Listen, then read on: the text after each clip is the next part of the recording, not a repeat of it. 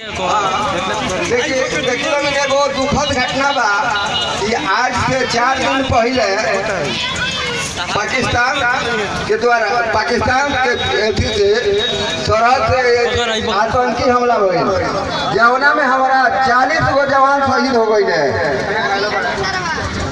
और 20 से ज्यादा आदमी घायल भइल।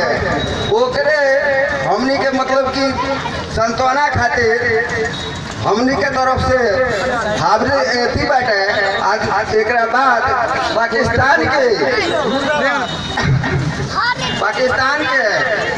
हरकत पाकिस्तान बार हरकत कर रहा बा।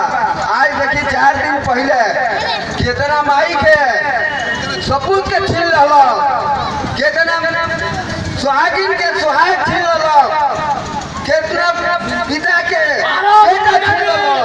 ओकरे विरोध में हमनी के नारा लगावे के बा पाकिस्तान मुर्दाबाद, पाकिस्तान मुर्दाबाद, पाकिस्तान मुर्दाबाद,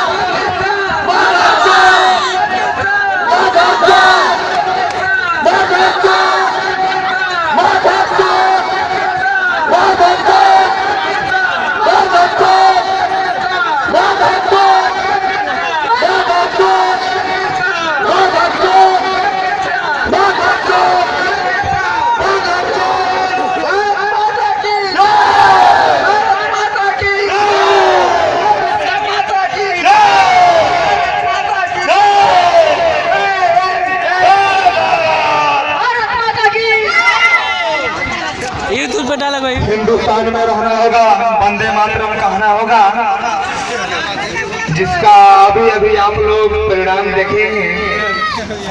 गाना को प्ले किया